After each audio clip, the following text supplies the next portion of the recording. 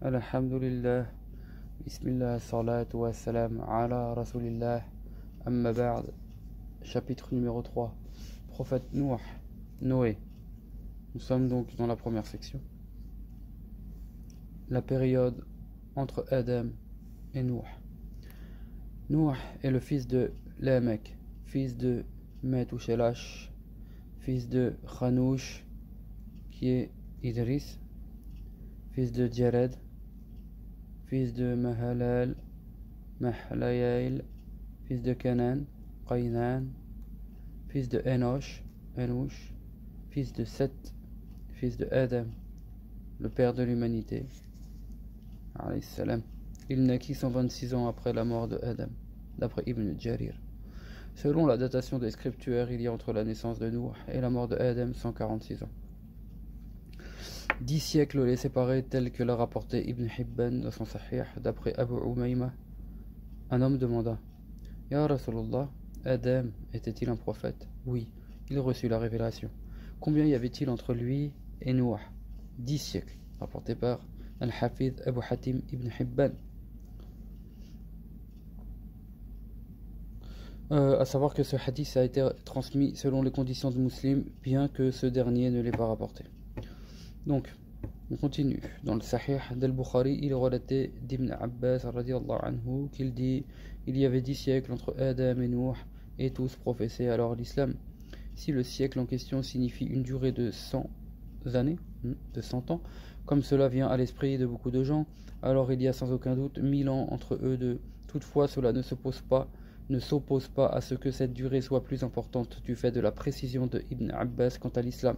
En effet, il est possible qu'il y ait entre eux deux d'autres siècles postérieurs où l'islam n'a plus été professé. Cependant, le hadith d'Abu Umayma indique seulement 10 siècles et Ibn Abbas nous a précisé qu'il y professait tous l'islam. Donc tout cela dément l'avis des chroniqueurs et autres, parmi les scripturaires, pour que Caïn et ses fils adorèrent le feu. Wallahu a'lam. Si le siècle désigne une génération telle que ce sens apparaît dans les versets suivants: combien de générations avons-nous anéanties après Nour, puis nous avons suscité après eux d'autres générations, ou encore, et bien d'autres générations encore entre tout cela. Et combien avons-nous anéanti de générations avant eux? Donc, ainsi que dans le hadith, la meilleure des générations est ma génération. On sait alors que les membres d'une génération avant nous vivaient une longue période de temps, et dans ce cas-là, il y aurait entre Adam et Nuh des milliers d'années. Section numéro 2, la cause de l'envoi de Nuh. En définitive, Allah subhanahu wa ta'ala a envoyé Nuh alayhi salam lorsque les statues et les idoles ont été adorées, que les gens se sont engagés dans la perdition et l'incroyance. Allah, par sa miséricorde pour les hommes, l'envoya alors comme prophète. Il fut le premier messager, donc premier Rasoul, envoyé pour les habitants de la terre, comme l'attesteront les gens réunis Yawm al-Qiyamah. Son peuple s'appelait les fils de Rasab, d'après Ibn Jubayr. On a divergé sur son âge au moment où il fut chargé de la prophétie. On a parlé de 50 ans, de 350 ans et de 480 années. Toujours d'après Ibn Jarir.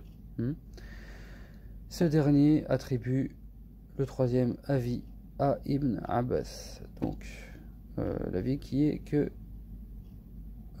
il avait 480 ans quand il fut chargé de la prophétie. Wallahu a'lam. Section numéro 3, l'histoire de Nuh. Dans le Coran, Allah subhanahu wa ta'ala a évoqué son histoire et ce qui advint avec son peuple, comment il châtia par le déluge ceux qui le renièrent et comment il le sauva avec ceux qui le suivirent dans l'arche. Il a évoqué tout cela en plusieurs endroits de son livre sublime. Dans la sourate Al-A'raf, Yunus, Hud, Al-Anbiya, Al-Mu'minun, Al-Shu'ara, Al-Ankabut, Al-Saffat et la 54e sourate, donc Al-Qamar, qu'ils ont nommé dans le livre Iqtarabat, elle approche. Il a aussi révélé à son sujet une sourate entière, donc c'est la numéro 71 qui est la sourate Nuh. Il dit ainsi dans la sourate Al-A'raf: لقد أرسلنا نوحا إلى قومه فقال يا قوم اعبدوا الله ما لكم من إله غيره إني أخاف عليكم عذاب يوم عظيم. Nous avons envoyé Nuh pour son peuple. Il dit, ô mon peuple, adorez Allah, vous n'avez pas d'autre Dieu que lui. Je crains pour vous le châtiment d'un jour très grave. Le conseil de son peuple dit, nous voyons que tu es dans un égarement évident. Mon peuple, répondit-il, il y a en moi aucun égarement, je suis seulement un messager du Seigneur des monts. Je vous transmets les messages de mon Seigneur, vous conseille sincèrement, et c'est d'Allah ce que vous ne savez pas. Êtes-vous étonné qu'une exhortation vous soit venue de votre Seigneur par la révélation faite à un homme d'entre vous, afin qu'il vous avertisse, que vous craignez, et qu'on vous fasse ainsi miséricorde? Ils le démentirent, et nous l'avons sauvé alors, ainsi que ceux qui étaient avec lui dans le vaisseau. Nous avons noyé ceux qui avaient nié nos signes. Ils étaient un peuple aveugle. Donc ça, c'est des différents passages coraniques qui se succèdent dans la sourate Al-A'raf. Dans la sourate Yunus, donc, raconte-leur l'histoire de Nuh, lorsqu'il dit à son peuple, ô mon peuple, si ma présence et mon rappel des signes d'Allah vous pèsent, c'est en Allah que je m'en remets. Préparez-vous donc ainsi que vos idoles, et que cela ne soit pas dissimulé. Venez alors contre moi sans attendre. Si vous vous détournez, je ne vous ai guère demandé de rétribution. Ma rétribution n'incombe qu'à Allah, et il m'a été ordonné d'être du nombre des musulmans. Ils le démentirent, nous l'avons sauvé alors, et ceux qui étaient avec lui dans le vaisseau, et en avons fait des successeurs sur terre. Nous avons noyé ceux qui avaient nié nos signes. Considère donc comment fut la fin de ceux qui ont été avertis. Et dans la sourate Hud, وَلَقَدْ أَرْسَلْنَا نُوحًا إِلَى قَوْمِهِ إِنِّي لَكُمْ نَادِرٌ مُبِينٌ. Et certes, nous avons envoyé Nuh comme messager à son peuple, je suis pour vous un avertisseur explicite. N'adorez qu'Allah, je crains pour vous le châtiment d'un jour douloureux. Les gens du conseil, ceux qui étaient incroyants parmi son peuple, dirent, nous voyons seulement que tu es un être humain comme nous, et nous constatons que seuls ceux qui sont de bas rang parmi nous t'ont suivi, sans mûre réflexion. Nous ne vous trouvons ainsi aucun mérite sur nous, nous pensons seulement que vous êtes des menteurs. Il dit, ô mon peuple, considérez, si je me trouve dans une certitude venant de mon Seigneur, qu'il m'a donné une grâce venant de lui, et que vous en êtes inconscient, est-ce qu'on vous y obligera alors que vous la détestez? Mon peuple, je ne vous demande pas d'argent pour cela, ma rétribution n'incombe qu'à Allah. Je ne saurais aussi chasser ceux qui ont cru, ils rencontreront leur Seigneur, mais je vois que vous vous montrez insensés. Mon peuple, qui me secourra face à Allah si je les chasse? Ne prenez-vous donc pas conscience? Je ne vous dis pas que je détiens les ressources d'Allah, et je ne sais pas la connaissance cachée. Je n'affirme pas être un ange, et je ne dirai pas de ce que vos yeux méprisent, que Allah ne leur accordera pas de bienfait. Allah est le plus savant. Et Allah est plus savant de ce que leur âme recèle. Je serai alors du nombre des injustes. Ô Nuh, dirent-ils, tu as polémiqué contre nous, et tu t'es étendu dans la polémique. Apporte-nous donc ce dont tu nous menaces si tu es véridique. C'est Allah, répondit-il, qui vous le présentera si il le veut, et vous ne saurez avoir aucun pouvoir. Mon conseil, si je veux vous conseiller, ne vous sera en rien utile. Si Allah veut vous égarer, il est votre maître, et c'est vers lui qu'on vous fera revenir. Diront-ils, il l'a inventé. Dis, si je l'ai inventé, c'est contre moi. Que sera mon crime? Je suis certes innocent de ce que vous incriminez. Puis, il fut révélé à Nuh que nul ne croira parmi son peuple en dehors de ceux qui y avaient déjà cru. Ne sois donc pas désolé de ce qu'il faisait. Construis le navire avec notre aide et nos instructions, et ne m'invoque pas pour ceux qui ont été injustes. Ils sont condamnés à être noyés. Il construisait donc le navire, et chaque fois qu'un groupe de son peuple passait devant lui, il se moquait de lui. Si vous vous moquez de nous, dit-il, nous autres nous nous moquons de vous, comme vous vous moquez. Vous saurez contre qui le tourment viendra, qui l'humiliera, et sur qui un tourment permanent s'abattra. Et quand vint notre ordre, et que le four se mit à bouillonner, nous dîmes, transporte-y 2 éléments de tous les couples de ta famille, excepté celui contre qui la sentence a précédé, et transporte ceux qui ont cru. Or, bien peu crurent avec lui. Donc ici, quand on dit le four se mit à bouillonner, il s'agit de l'eau du dessous de la terre qui se mit à jaillir au point qu'elle se mêla au feu des fours bouillonnantes, et c'était le signal annonçant à Nuh de monter dans l'arche. On continue donc les récits du Coran parce qu'ils sont importants par rapport à cette histoire et ils apportent beaucoup de détails. Donc nous continuons. Il dit, montez dedans par le nom d'Allah, au temps de sa course et son ancrage, mon Seigneur est pardonneur, miséricordieux. Elle, l'arche, voguait dans des vagues telles des montagnes. Nuh appela son fils qui se trouvait à l'écart. Ô mon fils, monte avec nous, ne sois pas avec les infidèles. Je vais me mettre à l'abri sur une montagne. Elle me préservera des eaux, répondit-il. Rien ne préserve aujourd'hui du décret d'Allah, sauf celui à qui il a fait miséricorde. Les vagues s'interposèrent entre eux deux, et il fut parmi les noyés. On dit, ô terre, avale ton eau. Ô ciel, arrête de pleuvoir. L'eau diminua, l'arrêt fut exécuté, et elle se fixa au Djoudi. On dit alors que soit éloigné le peuple des injustes. Nuh appela son Seigneur, disant, Seigneur, mon fils fait partie de ma famille, ta promesse est vérité, et tu es le plus juste des juges.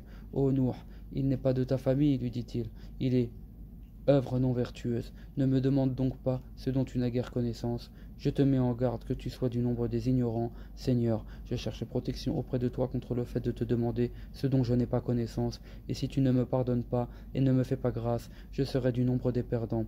On dit, ô Nour, descends avec la paix de notre part et bénédiction sur toi et sur des communautés issues de ceux qui sont avec toi. Quant à d'autres communautés, nous leur accorderons une jouissance, puis un tourment douloureux, venant de nous, les touchera. Cela fait partie des récits de la connaissance cachée que nous te révélons. Tu ne les connaissais pas, ni ton peuple avant cela. Patiente donc. Ici, l'issue appartient aux pieux.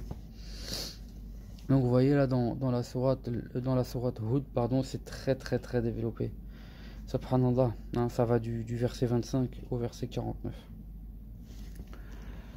Dans la sourate Les Prophètes, donc il y a encore des récits coraniques. Hein. Donc là, l'auteur développe aussi dans les autres sourates que je vous ai citées. Hein. Donc je ne vais pas vous les citer parce qu'on a eu quand même précédemment de très grandes descriptions dans le Coran al-Karim. Donc on va passer cela, Inch'Allah. Mais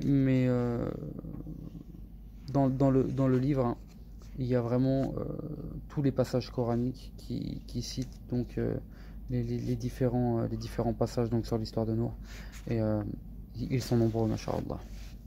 Section numéro 4, l'apparition du polythéisme après le monothéisme. Son récit avec son peuple est tiré du Coran, de la Sunna et d'autres sources traditionnelles. Nous avons cité précédemment, d'après Ibn Abbas, qu'il y a eu entre Adam et Nuh 10 siècles où seul l'islam était professé, rapporté par Al-Bukhari. Le siècle en question peut désigner une génération ou la période de temps connue. Après ces siècles vertueux, des événements ont conduit les gens à l'adoration des idoles. La cause en est rapportée par Al-Bukhari à l'explication du verset. Donc ils dirent, ne délaissez surtout pas vos idoles et n'abandonnez ni Wad, ni Suwa, ni Yahoud, et Ya'uq et Nasr. Ibn Abbas anhu, dit à ce propos, ces noms sont ceux d'hommes vertueux du peuple de Nuh. Lorsqu'ils moururent, Shaitan inspira à leur peuple d'ériger les statues dans leur assemblée et de nommer celles-ci par les noms de ces hommes. Donc, dans le passage coranique à la sourate Nuh, au verset 23, on a le nom de ces hommes, hein, comme on l'a dit précédemment. Donc, il s'agissait de Wad,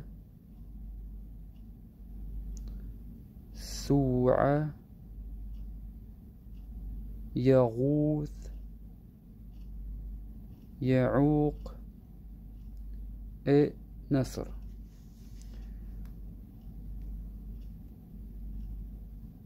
Par la suite, on nous dit, ils agirent ainsi, et elles n'étaient pas encore adorées. Lorsque cette génération disparut et que la science s'effaça, elles furent ensuite adorées. Donc il y a eu un certain temps, hein, entre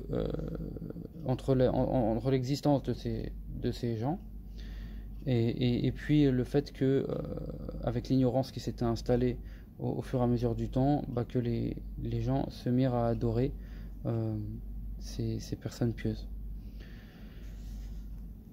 Ibn Abbas radiallahu anhu précise aussi, donc ces idoles qui étaient avec le peuple de Nuh passèrent plus tard chez les Arabes. Cela a aussi été relaté de Ikrima, Dahaq, Qatada et Muhammad ibn Ishaq. Dans son tafsir, Ibn Jarir rapporte, il s'agit d'hommes vertueux ayant vécu entre Adam et Nuh. Ils avaient des disciples attachés à leur exemple. Lorsqu'ils moururent, ces derniers qui avaient suivi leur conduite dirent, si nous représentions leur image, leur souvenir nous inciterait à chaque fois à l'adoration d'Allah. Ils les représentèrent donc, lorsqu'ils moururent eux aussi, et que d'autres leur succédèrent. Iblis vint à eux et leur dit, en vérité, ils les adoraient et par eux ils demandaient la pluie, c'est ainsi qu'ils les ont adorés. Rapporté par Ibn Jarir. Donc c'est vraiment le début des problèmes. Subhanallah. Donc, Wad, Yaghouth, Ya'ouq, Suwa' et Nasr étaient fils de Adam. Wad était le plus grand d'entre eux et le plus obéissant. Rapporté par Ibn Abi Hatim, d'après Urwa Ibn Az-Zubayr.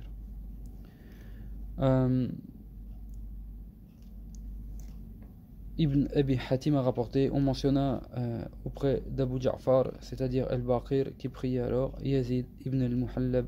Lorsqu'il finit sa prière, il dit: vous avez évoqué Yazid ibn al-Muhallab, sachez qu'il a été tué sur la première terre où on a adoré un autre que Allah Ta'ala.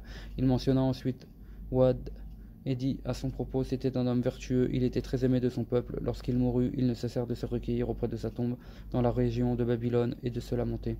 Shaitan, qui vit leur consternation, vint sous la forme d'un homme et leur dit: je vois votre consternation pour cet homme, voulez-vous que je représente son image et qu'il soit ainsi dans votre conseil pour que vous vous rappeliez de lui? Subhanallah.